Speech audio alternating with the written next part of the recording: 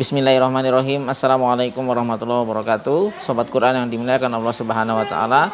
Pada kesempatan hari ini kita akan membahas tentang fikih Al-Qur'an, di mana kita akan membahas pada tema bolehkah seorang yang haid dan nifas membaca Al-Qur'an.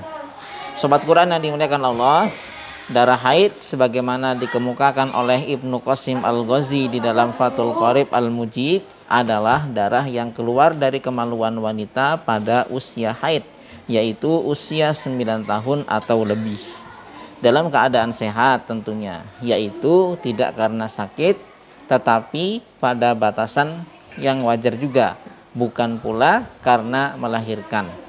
Sementara darah nifas adalah darah yang keluar dari kemaluan wanita setelah melahirkan, sehingga darah yang keluar bersamaan dengan bayi atau sebelumnya tidaklah termasuk ke dalam darah nifas. Di dalam mazhab Syafi'i, haram hukumnya membaca Al-Quran bagi wanita yang haid dan nifas, sama seperti haram hukumnya bagi orang yang dalam keadaan junub. Di antara dalilnya adalah sebagaimana yang kami kemukakan sebelumnya, yaitu dari Ibnu Umar radhiyallahu anhuma bahwa Nabi SAW pernah bersabda, tidak boleh orang yang haid dan junub membaca Al-Quran.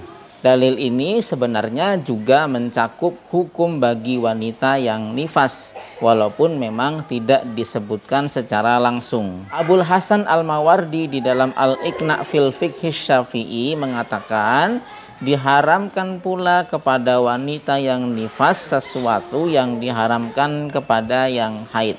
Memang ada ulama yang lain menyebutkan bahwa riwayat tersebut dinilai dhaif karena di dalam sanadnya terdapat perawi yang bernama Ismail bin Ayyash, di mana banyak juga yang justru menyebutnya sebagai perawi yang sikoh.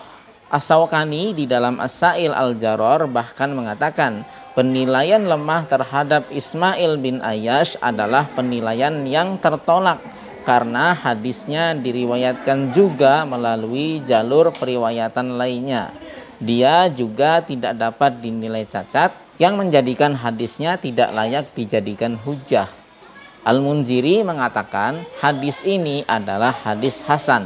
Ismail bin Ayyash memang diperbincangkan oleh para ulama, namun banyak para imam yang memujinya. Penjelasan yang sama juga dapat kita temukan di dalam Nihayah Al-Muhtaj ila Syarhil Minhaj yang ditulis oleh Syamsuddin Ar-Ramli. Abdul Karim Ar-Rafi'i di dalam Fathul Ajiz bi Syarhil Wajiz mengatakan bahwa sebagaimana haramnya membaca Al-Quran bagi yang junub, maka haram pula membacanya bagi wanita yang haid, karena hadasnya justru lebih berat, sehingga keharaman hukumnya pun lebih utama. Ulama lain memang ada yang membolehkan wanita yang haid untuk tetap membaca Al-Quran jika ditakutkan hafalannya hilang misalnya. Namun dalam hal ini Imam An-Nawawi dalam Al-Majmu' Syarah Al-Muhadzab mengatakan masa haid yang berlangsung beberapa hari biasanya tidak sampai bisa membuat seorang lupa pada hafalannya. Adapun jika tetap khawatir lupa hafalannya, maka cukuplah mengulang hafalannya di dalam hatinya. Sobat Quran yang dimuliakan Allah Subhanahu wa taala, sebagai tambahan, hal yang sering menjadi pertanyaan terkait wanita haid diantaranya adalah tentang boleh atau tidaknya mengajarkan Al-Quran dalam keadaan haid. Maka dalam hal ini di dalam Bughyah Al-Mustarsyidin, Abdurrahman bin Muhammad Ba'alawi mengatakan bahwa yang junub dan semisalnya termasuk yang haid, maka boleh hukumnya mengajarkan Al-Quran asalkan tujuannya bukan membaca, juga tidak bertujuan mengajar sambil membaca, tetapi hanya bertujuan mengajar saja. Nah, itulah sedikit pembahasan terkait dengan hukum seorang wanita yang sedang haid maupun nifas membaca Al-Quran. Mudah-mudahan video singkat ini bisa memberikan manfaat untuk kita semuanya, tambahan wawasan, dan bisa menjadikan kita semuanya semakin cinta terhadap Al-Quran. Kita akan sambung di kesempatan berikutnya. Billahi taufiq wal hidayah. Assalamualaikum warahmatullahi wabarakatuh.